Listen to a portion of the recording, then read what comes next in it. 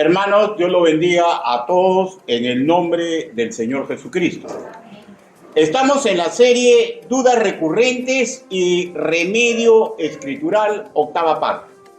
Y hemos apreciado 5 interrogantes que se formulan en el libro de Malaquías. ¿En qué nos amaste? Capítulo 1, versículo 2. ¿Cómo que despreciamos tu santo nombre? Capítulo 1, versículo 7. ¿No nos ha creado un mismo Dios? Capítulo 2, versículo 10. ¿En qué te hemos cansado? Capítulo 2, versículo 17. Y hemos afirmado que cada una de las interrogantes que plantea Malaquías son inspiradas por el Espíritu Santo, que sabía no solo la forma de pensar y de actuar de todos los implicados, sino que sabe cómo piensa, cómo actúa cualquiera de sus criaturas en todo el largo de la creación. Y también he dado mi apreciación, ¿no? Que cuando estas dudas se daban en su intelecto, y si fueron parte de una posible interlocución con Malaquías, no fueron preguntas formuladas con el fin de encontrar una verdad, la verdad que hace libre, sino formuladas con malicia, la de aquellos que suelen disque ganar tiempo, que pretenden al estilo de Caín, algo así como intentar engatusar a Dios. También sabemos que fue una época triste, difícil y lamentable para el reino de Judá, pues los que debieron ser ejemplos dignos de imitar para toda la congregación habían caído grotescamente en lo espiritual y en lo ministerial. Y en esa época ya habían arrastrado casi al grueso de la congregación, que en el pasado solían luchar para la gloria y la honra del Señor. De tal manera que posteriormente al trabajo profético de Malaquías se dio un periodo de silencio de 400 años. El Altísimo, hermanos míos, dejó de presentar a los judíos trabajos por hacer, pues se habían vuelto, usando las palabras que en algún momento expresó el Señor Jesús, sepulcros blanqueados. Hoy tocaremos una pregunta que a lo largo de la historia de la cristiandad ha causado malos entendidos, urticaria, discusiones sin sentido, división desde las leves a mayúsculas, incluso entre verdaderos discípulos de Cristo, Señor nuestro. Y esta se ubica en el capítulo 3, me refiero a la siguiente. ¿En qué te hemos robado? También hemos afirmado que si la elaboración de estas preguntas a mérito de la forma de pensar de dichos sacerdotes y lo que le seguían sus pasos fue por ignorancia, por cinismo, por decaimiento de su fe y o diferente doctrina de la que tenían sus antecesores, todo esto solamente es circunstancial. Lo trascendental en sí son las respuestas que da Malaquías, inspirado por el Espíritu Santo, con las cuales intentó a ellos ilustrarlos. Respuesta que puntualmente les marcaba el rumbo correcto. Ya fue decisión de ellos en aquel entonces regresar a las sendas antiguas o continuar por el camino que ellos ya se habían dado cuenta, ¿ya? Los conducía al barranco en todo sentido. De hecho, no al barranco de su ego, no al barranco de su vanidad, no al barranco de su conveniencia. Repito el concepto. No es más importante por qué hacemos las cosas, sino de vital trascendencia lo que dice la palabra del Señor que debemos hacer, cómo desenvolvernos, hermanos míos, en cualquier ámbito para evitar las celadas de nuestro propio yo y del sistema pecaminoso en el cual vivimos. Sin más, hermanos, en esta parte introductoria, vayamos a Malaquías, capítulo 3, versículo 1. Malaquías, capítulo 3, versículo 1.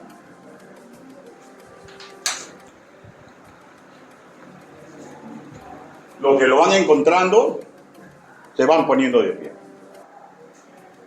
Malaquías capítulo 3, versículo 1, y luego vamos a leer el versículo 7, y permítame que lo guíe en una oración congregacional.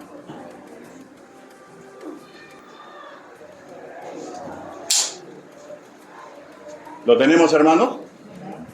La palabra del Señor dice así, Malaquías capítulo 3, versículo 1. He aquí, yo envío mi mensajero, el cual preparará el camino delante de mí, y vendrá súbitamente a su templo el Señor a quien vosotros buscáis, y el ángel del pacto a quien deseáis vosotros. He aquí viene, ha dicho Jehová de los ejércitos. Versículo 7. Desde los días de vuestros padres os habéis apartado de mis leyes, y no las guardasteis. Volveos a mí, y yo me volveré a vosotros. Ha dicho Jehová de los ejércitos. Mas dijisteis, ¿en qué hemos de volvernos? Inclinen su rostro. Oremos. Bendito Padre Celestial, mis hermanos hoy congregados y todos aquellos que en algún momento escuchen esta exposición, deben comprender, asimilar o recordar que no existe ser humano digno de predicar ni enseñar su evangelio. Hable, Señor Yahvé. Permita que el trabajo que he preparado para usted, Señor, sea asimilado en el corazón tierno de mis hermanos. Ayúdenos, Padre, por favor, y que derrita si algo tiene que derritir. Usted, Señor, es el que hace la obra. Nosotros somos sus minúsculos ayudantes. Ayúdenos a todos, Padre. En el nombre del Señor Jesucristo oramos así. Amén. Por favor, tomen asiento.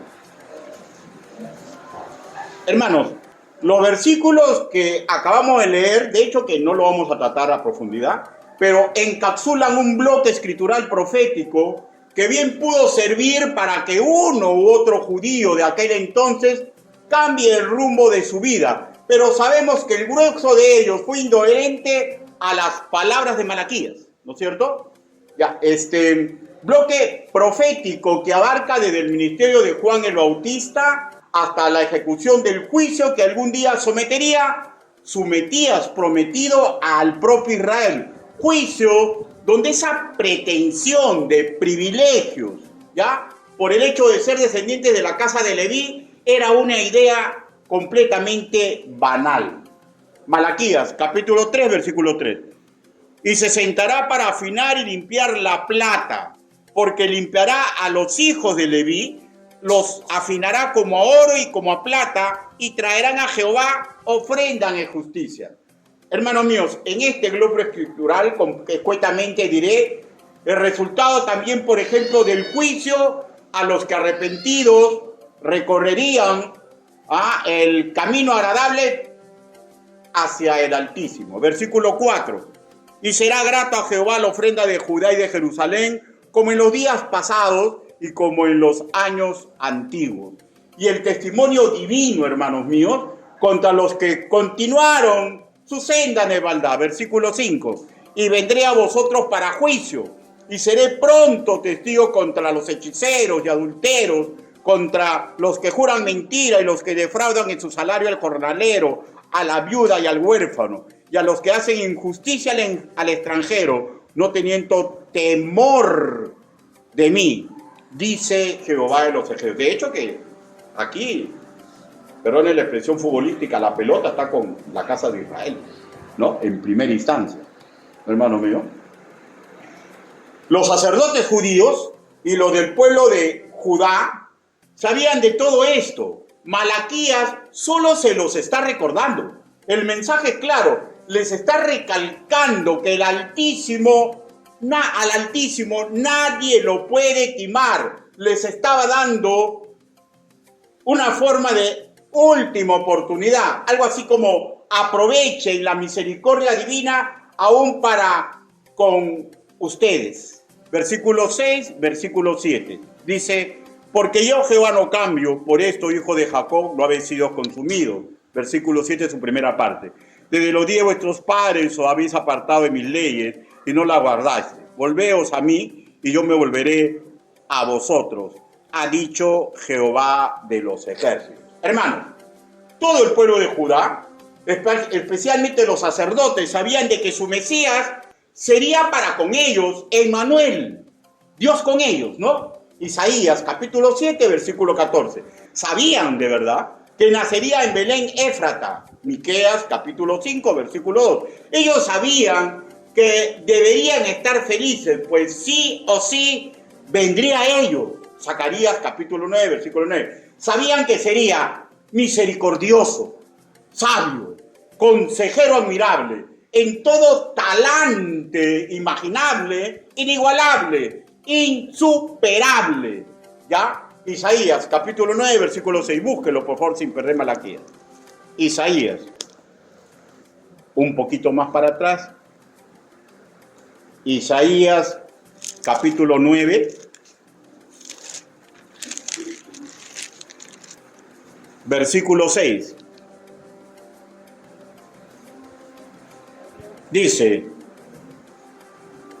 porque un niño nos es nacido, hijo nos es dado, y el principado sobre su hombro, y se llamará su nombre admirable, consejero, Dios fuerte, Padre eterno, príncipe de paz. O sea, ellos sabían estas cosas, hermanos míos. Ellos sí esperaban, ojo, un Mesías que traería juicio. Isaías capítulo 24 hasta el capítulo 27. Pero en algún momento indeterminado de su historia, pensaron que ese juicio solamente sería para los enemigos de Israel. Este favoritismo que había, esta forma de favoritismo atroz, que había nacido en la mente de los sacerdotes y que habían retransmitido a todo el pueblo de Israel y de Judá, ¿ya? Hermanos, en algún momento, vuelvo a repetir, se expandió a todo Israel, trastocando todo. Y al paso de los años, ellos solamente esperaban un libertador militar y no un Dios misericordioso de justicia para tirios y troyanos. Y el pueblo de Israel, hermanos míos, especialmente los dos, se volvieron completamente duros. Comenzaron a tener una religión que sí nacía de Yahvé, pero la habían tergiversado de tal forma, hermanos míos, que solamente servía para zarandear. No podía unir a nadie. No podía unir a nadie. ¿Cómo reaccionaron estos sacerdotes a la ilustración que recibieron de parte de Malaquías? Ya sabemos, ¿no? Con alguna posible excepción, ¿no? Porque siempre hay un remanente, ¿no? Alguna posible excepción, que la Biblia no lo indica, pero es posible. La mayoría, R con R barril, testarudos, nones camarones, impasibles ante todo el intento santo de Malaquías. El en qué hemos de volvernos es cinismo pervertido. Ya hemos tratado este punto, pero en verdad lo que pasó en ellos ya pasó. Nada ya es posible por hacer, solamente aprender la desgracia de ellos. Nosotros aún en este mundo, qué bueno fuera que no caminemos como ellos y seamos sensibles a la palabra del Señor, que es el vínculo del amor, para que los creyentes andemos unidos y no desunidos por preguntas que son bíblicas, que están en las Escrituras, pero a veces suenan a urticaria y queremos ocultar parte de la Biblia porque no nos conviene establecerla en nuestro corazón. Repito, no es trascendental cómo se portaron los de la casa de Leví, sí el mensaje que se les dio. Enfoquémonos ahora en Malaquías, capítulo 3, versículo 8. Dice, ¿robará el hombre a Dios? Pues vosotros me habéis robado y dijisteis, ¿en qué te hemos robado? En vuestro diezmo y ofrenda. De hecho, hermanos míos, este es uno de los puntos en que debieron de cambiar de rumbo. Hoy sabemos que no lo hicieron, pero primero veamos qué entendían por robar en las épocas bíblicas los hebreos. Encontramos en el hebreo el vocablo kava, que es una raíz primaria que da vida a diferentes términos hebreos que guardan relación con el acto delictivo de defraudar. Acciones que para cubrir un rastro, para que no se den cuenta de lo pérfido que estamos haciendo. en el idioma hebreo una expresión sumamente fuerte cuando el caso involucra a Yahvé. Creo que todos entendemos que para robar, defraudar, en todas sus vertientes, se requiere astucia malévola, cinismo. Y bueno, sabemos que estas actitudes rinden excelentes efectos egoístas cuando se trata de timar, engañar, de robar a otros seres humanos. No siempre, a veces no. Pero la pregunta que formulo, ¿intentar hacer esto a Yahvé? Confundían en aquel entonces su misericordia, versículo 6, ¿no? Dice, porque yo Jehová no cambio, por eso, hijo de Jacob, no habéis sido confundidos. Confundían su misericordia, ¿saben con qué? Con incompetencia divina, ¿ya? Confundían los tiempos del Señor para hacer las cosas con que ellos eran sus favoritos, ¿ya? Y olvidaron, por ejemplo, la regla de oro que les enseñó Moisés al entrar a la tierra prometida. Prosperidad, éxito y el favor divino sí obedecían. Deuteronomio capítulo 36, versículo del 1 al 25. Y lo contrario, enfermedades, derrotas ante enemigos, sequías, infertilidad, hambre y como último, vivir como un pueblo errante con la bota de otras naciones encima. Deuteronomio capítulo 28, del 15 al 38. Pero volvamos, hermanos míos, a la respuesta cínica. ¿En qué te hemos robado?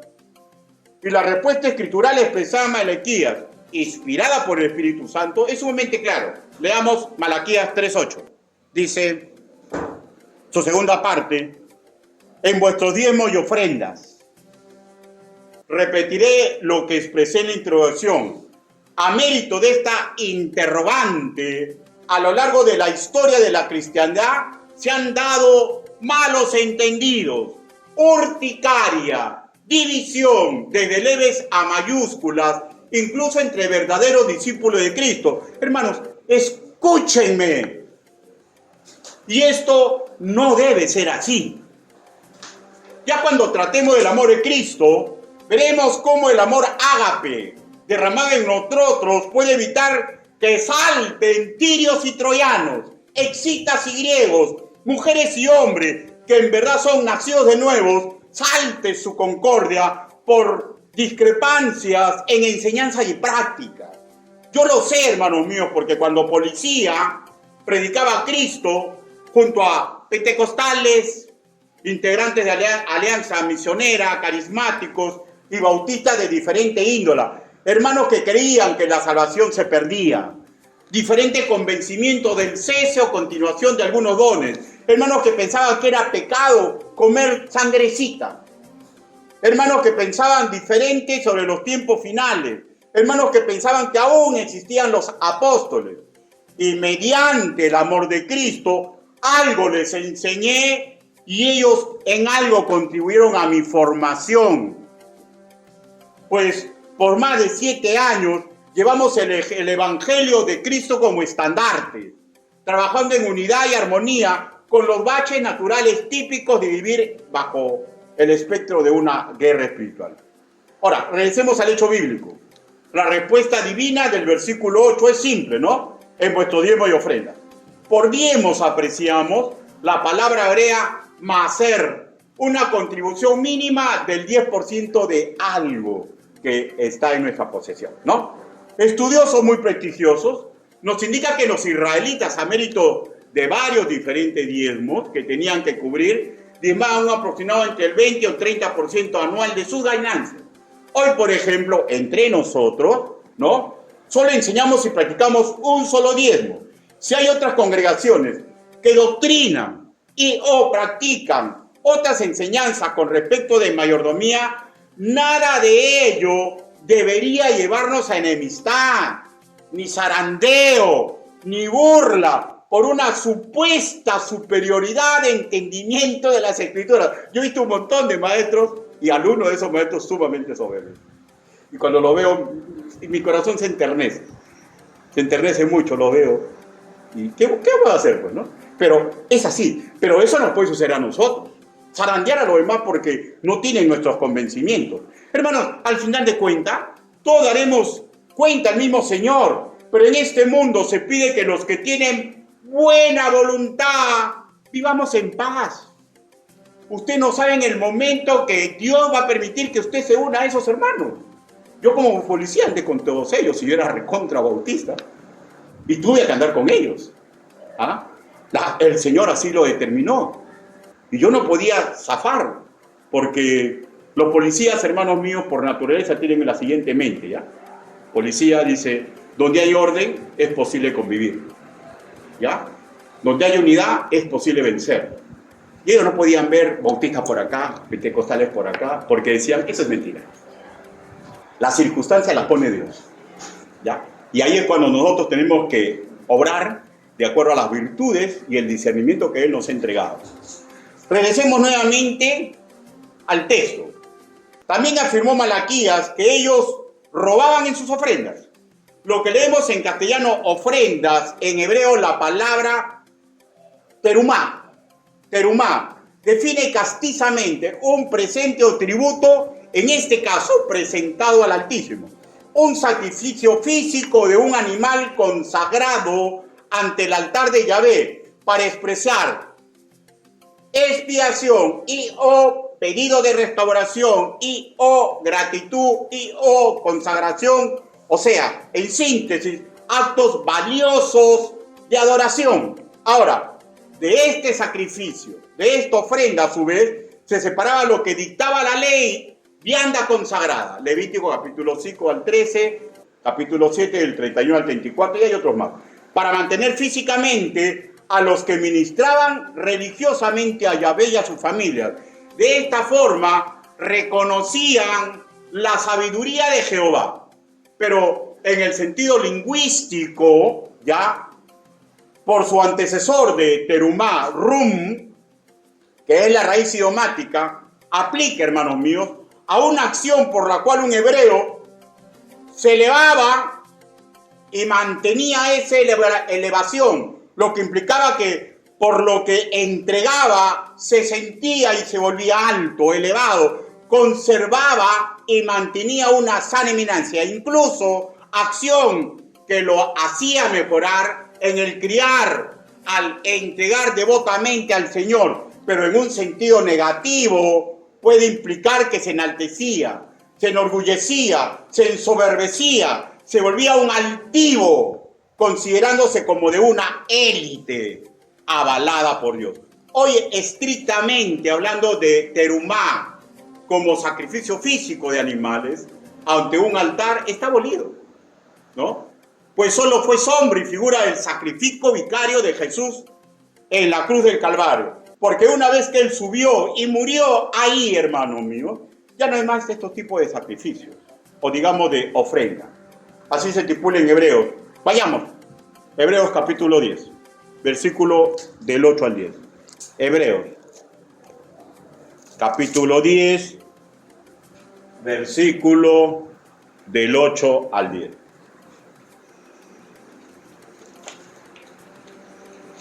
¿Lo tenemos, hermano? Dice la palabra de nuestro Señor.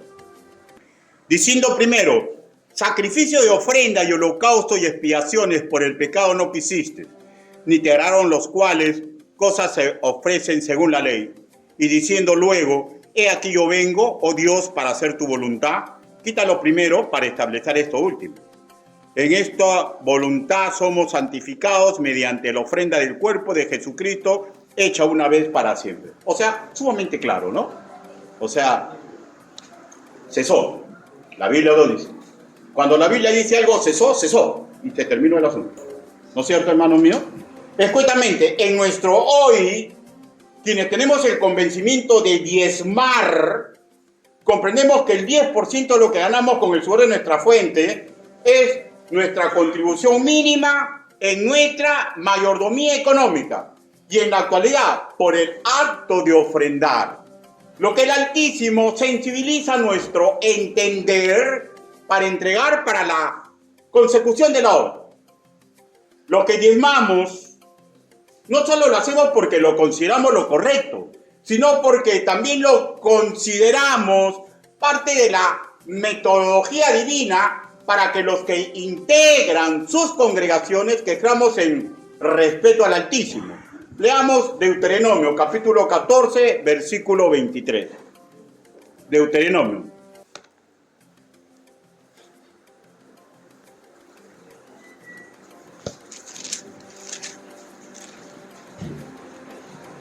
(14:23). ¿Lo tenemos, hermano?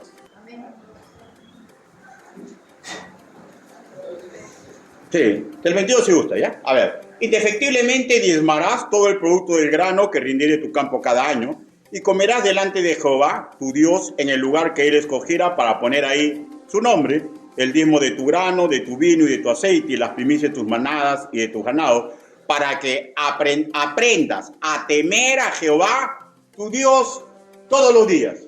Hermanos, ese temor reverente, ¿no? Yaré, que contiene una pizquita de miedo. Los que diezmamos, no solo lo hacemos porque consideramos que es lo correcto, también porque lo consideramos parte de la metodología divina para formar en nosotros un carácter compartido y bondadoso, para que también por este hecho, ¿no? O sea, el producto de este hecho, para que congregacionalmente tengamos mayor posibilidad de realizar obras de justicia amorosa, misericordia y de solidaridad. Deuteronomio, capítulo 14, versículo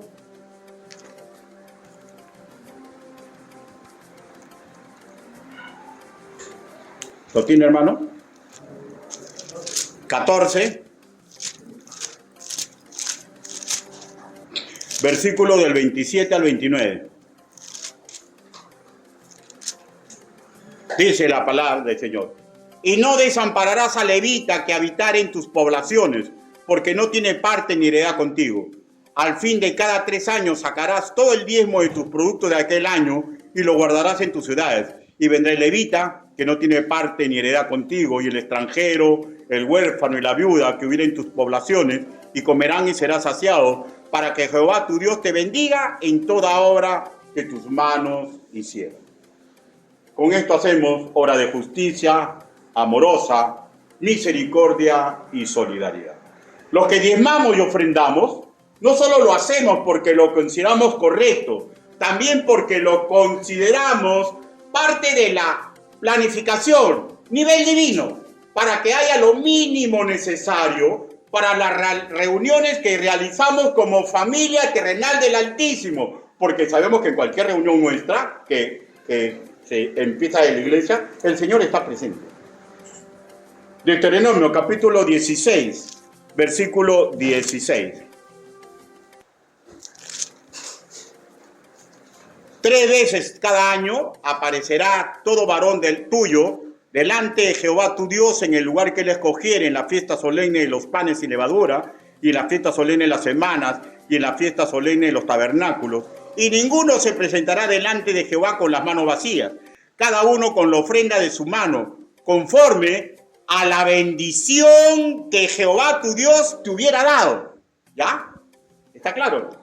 A ver, bueno.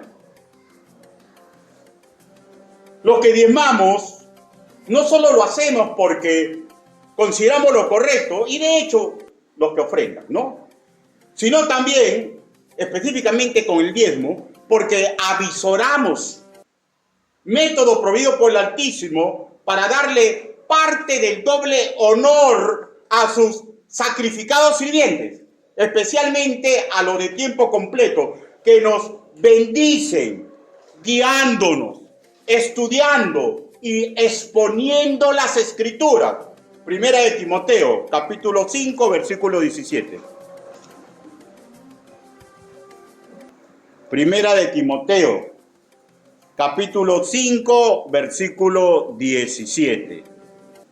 Los ancianos que gobiernen bien sean tenidos por dignos de doble honor, mayormente los que trabajan en predicar y enseñar. Hermanos, acto de mayordomía económica, escuchen, que cuando es descuidado, los metemos en problemas Y de hecho, en las épocas de Israel, hubo los que contra viento y marea no prostituyeron su ministerio. Porque, hermanos míos, por más que el mundo esté yendo al barranco, sí que va a haber golondrinas que aman su relación con Dios. Pero también hubo, y sabemos, levitas que terminaron trabajando para un mecenas israelita. Hermano, esto ocurre hasta en la actualidad ya. Hasta en la actualidad todavía ocurre. Hay hermanos que venden su primogenitura por potencia económica.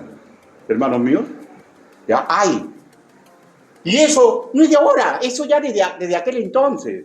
Levitas que terminaron trabajando bajo un mecenas israelita. Lea Jueces capítulo 7. Corrompiendo así la visión divina para la tribu de Leví. Ellos debieron ser sostenidos económicamente por las 11 tribus de Israel, pero rompieron de a poco la planificación divina. O sea, de hecho, ¿no? Vamos viendo cómo algunos maestros comienzan, ¿no? Y después, cuando la rueda se da en el frente, ya es muy tarde. Ahora, generalmente este tipo de maestros son convenidos, ¿ya? No son puros, porque estamos hablando de lo que ocurrió en la época de Israel. Rompieron de a poco la planificación divina y ocurrió lo que acontece cuando nos creemos más sabios que el Creador. Solo cuestión de tiempo para que todo se corrompa y se coseche lo que se sembró. La historia de Israel, hermano mío, está asignada por una disminución de santidad, de consideración de los separados de Leví, de copia de costumbres de otras etnias y con ello declive en todo nivel. De hecho, repito, siempre hubo los que prefirieron morir en su ley y no contaminarse, pero vinieron a ser golondrinas que no hicieron la diferencia para la congregación de aquel entonces. Simplemente, hermanos míos, aprender del pasado y no cometer errores y horrores. Claro, salvo razón de algún elevado criterio, ¿no? En nuestra congregación consideramos el diezmar y el ofrendar como una relación muy personal en mayordomía con el Señor, tal como aconteció con Abraham, patriarca espiritual de los creyentes por fe, incluida la iglesia. Y eso está en Romanos capítulo 4, versículo 11, Gálatas capítulo 3, versículo 29, que diezmó a Melquisedec, figura de Cristo. Nosotros diezmamos y ofrendamos para la obra de Cristo.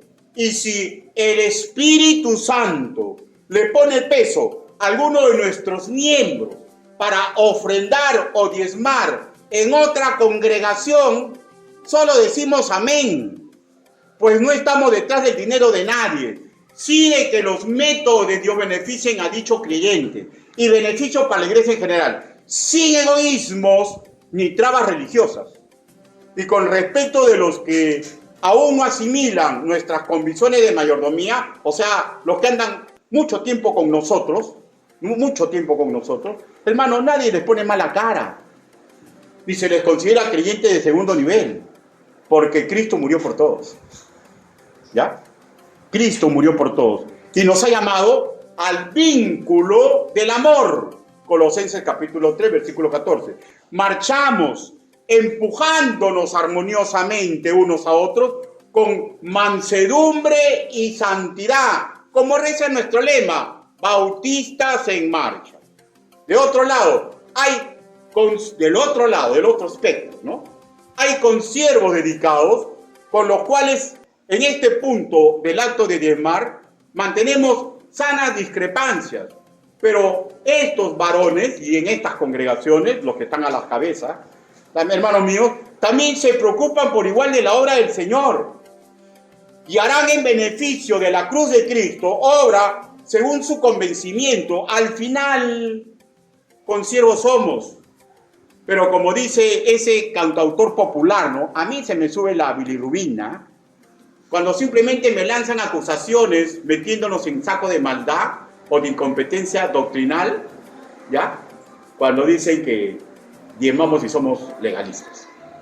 O sea, que digan que soy legalista, no, amigo, de mí siempre dicen que soy legalista en todos sitios. Eso no tengo, hasta mi bautista dice que soy legalista, ¿ya? Pero me molesta cuando nos meten en un saco, y de verdad, me molesta cuando veo en escritos, ¿no? Que dicen Pastores que dicen que Diezme son rateros, son así, son asadas. Y yo respeto posiciones, ¿no? Pero las posiciones no nos llevan a los insultos. Las posiciones no nos deben a ofender a hermanos en Cristo, que consiervos somos. Y del otro lado también, hermanos míos. El Señor nos ha llamado a vivir en paz, armonía y en el vínculo del amor con los que comen o no comen sangrecita, con los que guardan el domingo, con los que guardan el sábado. El Evangelio, hermanos míos, no se lleva burlándose grotescamente. Sí se permite cochineos santos, ¿no? Cochineos santos, ¿no? Porque somos una familia espiritual. Pero tampoco es correcto zarandearnos unos a otros, entre hermanos en Cristo, que tengamos diferentes convencimientos, porque tenemos que andar en armonía. Colosenses, capítulo 2. Colosenses.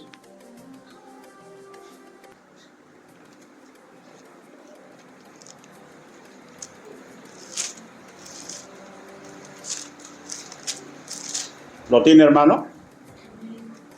Colosenses capítulo 2, versículos del 16 al 17, dice: por tanto, nadie os juzgue en comida o en bebida, o en cuanto día de fiesta, luna nueva, día de reposo, todo lo cual es sombra de lo que ha de venir, pero el cuerpo es de Cristo. El cuerpo es de Cristo. La hermandad que tenemos, hermanos míos, costó la sangre preciosa del Señor Jesucristo. ¿Por qué burlarse de los hermanos? Claro, es terrible cuando un bautista se quiere erigir como maestro de otros sin que Dios le dé la oportunidad. Que pregunten. Yo cuando andaba con ellos, con mis hermanos pentecostales, carismáticos, con Alianza Cristiana, me recelaban. Pues, la ley de mi vida, ¿no? Todo el mundo me recela. Pero cuando tenían problemas se acercaban a mí. Y yo les explicaba con la Biblia en la mano los convencimientos bautistas. Y yo sé que muchas cosas ellos aprendieron de mí. Y yo aprendí de ellos. Yo aprendí de ellos la armonía. Aprendí de ellos el amor. Y cuando iba a saltar la armonía, se acercaban a mí para que doctrine, para no perder la armonía. Fue una unión maravillosa. Fíjense que Dios permite para que asimilamos las cosas que vienen. Porque las cosas que van a venir, hermanos míos, son terribles. Y un pastor solamente tiene que enseñar correctamente, considerando que él va a pasar. Y las generaciones que quedan en la iglesia van a tener nuevos conflictos, cada día más terribles, hermanos míos, que van a intentar desunir, que no van a intentar pelear, enorgullecernos, yo soy de tal y tú no eres tal. Si alguien cree, hermanos míos, que el diezmar es práctica exclusiva del ayer, amén. Haga según sus convencimientos. Si alguien cree que el diezmar es vigente, amén. Haga según sus convencimientos. Pero ojo que estoy hablando de consentimiento, no conveniencia, ¿ya? Pero no rompamos la unidad de Cristo, que se necesita para luchar contra las huestes del mal. Repito, ni uno ni otro plenamente convencido por su propia mente debe zarandear al otro. Romanos capítulo 14. Romanos capítulo 14. Versículo del 1 al 13. Recibí al débil en la fe, pero no para contender sobre opiniones. Y de hecho, ¿no? Usted sabe, ¿no, hermanos míos? O sea, el orgulloso siempre dice que él no es el débil en la fe, ¿ya? Ese cajón, ¿ya? El orgulloso siempre va a decir que su doctrina y esto, que se va a pintar bien bonito, ¿ya? O sea, el orgulloso siempre es el fuerte en la fe, ¿ya? El Señor no nos manda que tú te catalogues. El Señor lo que está mandando es simplemente que vivamos en paz. Que dejemos que la historia cuente la verdad. ¿Ya? Y continuemos. Romanos capítulo 1. Recibí al débil en la fe, pero no para contender sobre opiniones. Porque uno cree que se ha de comer de todo, otro que es débil, come legumbres. El que come no menosprecia al que no come. Y el que no come no juzgue al que come, porque Dios lo ha recibido. ¿Tú quién eres que juzgas al criado ajeno?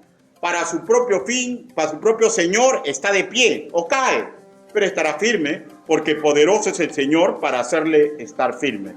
Versículo 5. Uno hace diferencia entre el día y día, otro juzga iguales todos los días, cada uno esté plenamente convencido en su propia mente. El que hace caso del día, lo hace para el Señor. Y el que no hace caso del día, para el Señor no lo hace. El que come, para el Señor come, porque da gracias a Dios. Y el que no come, para el Señor no come. Y da gracias a Dios, porque ninguno de nosotros vive para sí y ninguno muere para sí. Pero si vivimos, para el Señor vivimos. Y si morimos, para el Señor morimos. De aquí nace la renga Bautistas en Marcha, hermanos míos. Así pues, que vivamos o moramos, del Señor somos. Porque Cristo para esto murió y resucitó y volvió a morir, para ser Señor así de muertos como de los que viven. Pero tú, ¿por qué juzgas a tu hermano? O tú también, ¿por qué menosprecias a tu hermano? Porque todos compareceremos ante el tribunal de Cristo. Hermanos míos, llevemos la fiesta en paz. Pero eso sí, ya, ni uno ni otro, de acuerdo a su convencimiento, limosneen el alfolí. Y usted dirá, ¿qué quiere decir el pastor por limosnear? Explico. No es el acto, que quede claro, no es el acto de echar unos soles o centavos en el alfolí. Eso no. Pues Jesús alabó a una viuda judía que dio poquísimo dinero. ¿Ya? Mateo capítulo 12, versículo del 41 al 44. Limosnear, hermanos míos, es usar esta acción como sustituto, como subterfugio, para no diezmar a mérito del sudor de su frente. Y si cree firmemente que solo quepa el acto de diezmar, si está convencido en tu corazón, no hacerlo generosamente cuando haya sido prosperado de las manos de Dios, indica también el limosnear, ¿no es cierto? Lo que oscilamos en ambos extremos, debemos rescatar, si tributarios de la ciencia y sabiduría que Yahvé entregó en el ayer, lo que comprendió Abraham hasta los judíos píos, educados del ayer, que es ofrenda, esa acción por lo cual un hebreo se elevaba dignamente, pero sin de estar agachado ante su Señor, porque no hablamos de soberbia, sino se sentía bien, y hermanos míos, ya, pues con este acto de adoración conservaba y mantenía una sana eminencia, mejoraba incluso en el criar, porque ¿cómo no va a mejorar en el criar el que es dadivoso, hermanos míos? Al entregar algo con alegría, con devoción, y repito, generosamente a Yahvé.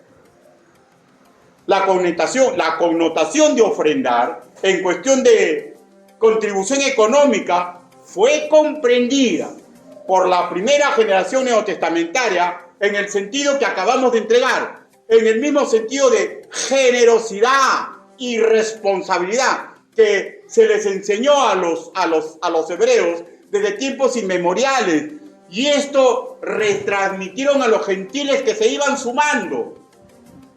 ¿Ah? No tiene nada que ver con la connotación de limosna que ha sido adquirida durante largos años por algunos fieles romanistas que ponen dinero en el momento de la misa, no todos, ¿no? Pero muchos de ellos, creo que podría, pues no me quiero atrever a decir la mayoría, ¿no? Pero muchos de ellos ya lo hacen. Ahora, de hecho, ¿no? Según la doctrina que siguen los católicos, apostólicos y romanos, esto es para hacer caridad con los necesitados. Y nosotros también entregamos limosna, pero no lo hacemos en el cotidiano, no durante un culto del Señor, ¿ya? No durante un culto del Señor, sino lo hacemos en nuestro cotidiano, ¿no? Y con mucho pesar digo que hay creyentes ya de larga data que no llegan al convencimiento de la verdad sobre su contribución en mayordomía económica, ¿ya? Entre lo del diezmo. Y de la otra cara de la moneda, los que viven sinceramente para el mismo Señor nacidos de nuevo, convencidos que el diezmar es del ayer, afirmando que vivimos en la gracia y ello nos libera en este aspecto de la ley, convencimiento de corazón, ¿ya? Pero escúcheme por favor, no los libera de ser generosos. Y generosos cada vez que han sido prosperados, ¿no es cierto? ¿Cuál es la medida en ellos? No lo sé. Sí sé, mi mínimo, que es el 10%. Y recién después de ello, podré observar si soy generoso. podré absorber mi generosidad. Porque la verdad, que dar para la obra del Señor es un inmenso privilegio. Pero yo no puedo decir, en mi caso mío, mi convencimiento económico, yo no puedo decir que soy generoso porque doy el 10%. Yo no puedo decir. Soy generoso cuando supero eso. Pero ¿cuándo soy generoso? Cuando supero eso, no para que me vea mi pastor, no para que me vea el vecino, no para que me vean los demás, sino porque siento en mi corazón, porque es un llamado de Cristo, ser generoso. Y porque mi mente y mi corazón se ha ido adecuando de poco en poco, de ver a otros generosos que, porque dan, no quieren que se le dé preeminencia en la congregación. Qué maravilloso sería que el convencimiento de la inmutabilidad de Dios para la salvación se traduzca en corazones agradecidos, en lo que el reformista Lutero catalogó como la conversión de la bolsa en los creyentes de su época. Consiervos somos. Continuemos mirando nuestra propia ruta, no la de los demás. Cada quien, hermanos míos, tiene que formularse para sus adentros, observando sus propios actos, si es negligente o si anda por caminos sabios en mayordomía económica. Si tiene convencimiento que solo subsisten las ofrendas, ¿ya? En algún momento dado, hágase también con mucha humildad la pregunta que le digo, ¿por qué está en la Biblia? ¿Le estoy robando a Dios en mis ofrendas? Si tiene convencimiento que subsisten ambos, la misma pregunta, ¿le estoy robando a Dios en mis diezmos y en mis ofrendas? Pues todo porque esto está escrito en la Biblia. Y la metodología bíblica es clara, Romanos capítulo 15, versículo 4, ¿no? Todo lo que se escribe en antaño para nuestra enseñanza fue escrita. Y si es para nuestra enseñanza, para nuestro análisis, para aprender a mejorar. Y si así, que nuestro gozo se manifieste. Y si así, intentar mejorar en todo lo posible. Un interrogante que cada creyente debería formularse para llegar a la verdad de su propia mayordomía económica, con todas las consecuencias que conlleva. Ya hemos visto el rastro bíblico, ¿no? El maestro y pastor que en vida fue John MacArthur, en la actualidad en la presencia del Señor desde julio del año pasado, escribió de la siguiente manera: la segunda clase del fruto espiritual son las obras y las actitudes justas, y para esto había que permanecer en Cristo. Bueno, yo estoy convencido que hasta un débil en la fe, si es cristiano, permanece en Cristo.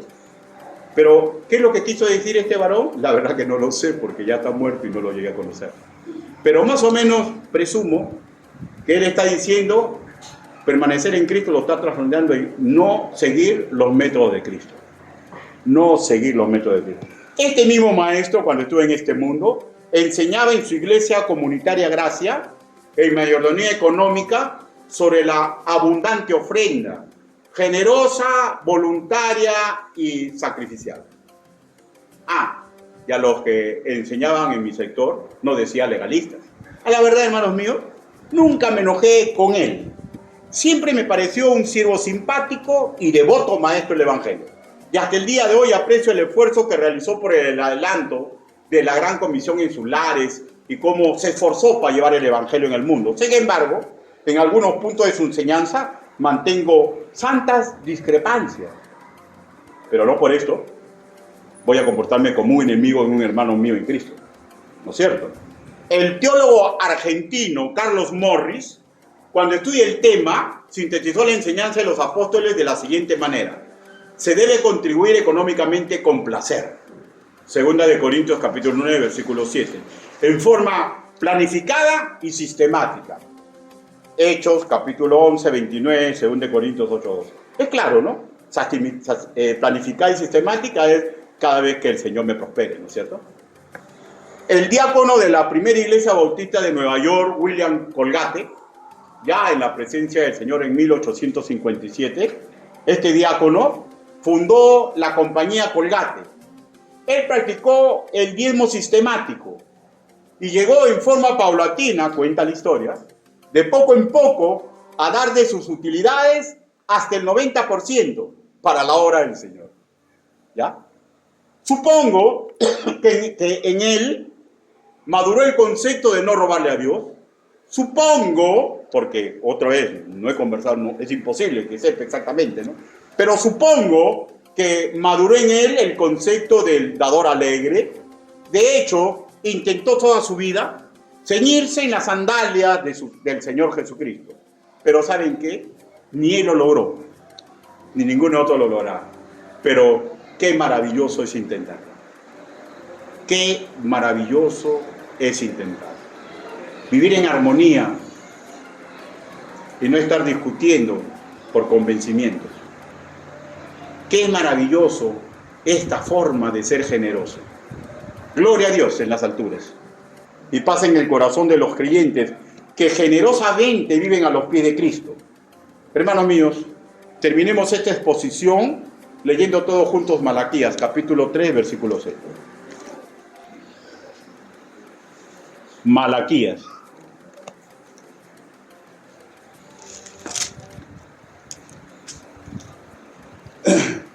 Puesto de pie, por favor.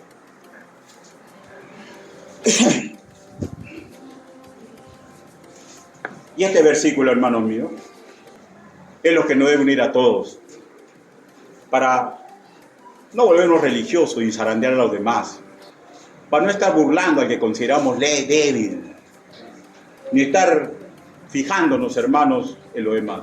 Siga su rumbo, deme la mano, y junto como bautistas, continuamos llevando el Evangelio. Versículo 6. Porque yo, Jehová, no cambio. Por eso, hijo de Jacob, no habéis sido consumidos. Inclinen su rostro. Vamos a orar.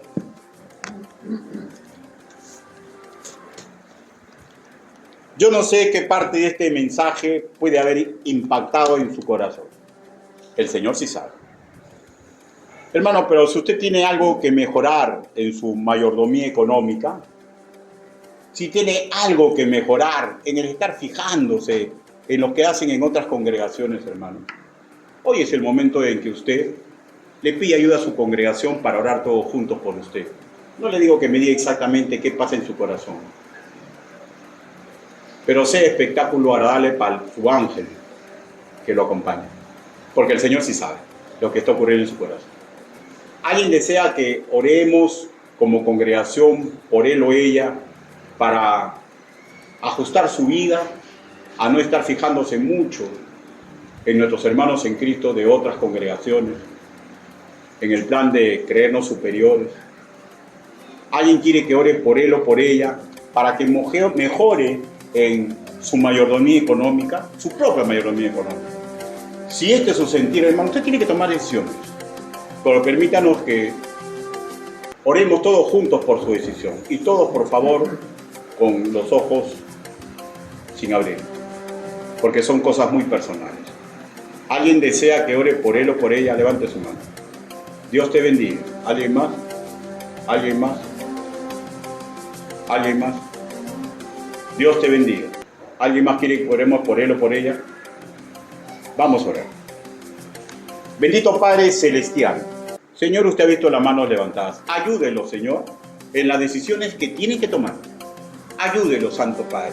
Señor, y ayude también a mis hermanos que no levantaron la mano, porque han escuchado con gozo, Señor, la exposición de la palabra y se dan cuenta que van por camino correcto. Señor, pero también oramos por algún grupo que puede ser que exista, Señor, que a veces ya ni fuerza tiene para pedir oración, ni tiene fuerza para pedir consejería. Ayúdelo, Señor, porque por ellos usted también murió en la cruz. Ayúdenos a todos, Señor, para que armoniosamente sigamos empujando, Señor, la gran comisión en esta zona y donde usted nos dio oportunidad. Así le pedimos, así le suplicamos, en el nombre bendito y poderoso del Señor Jesucristo. Amén. Amén. Hermano, Dios los bendiga.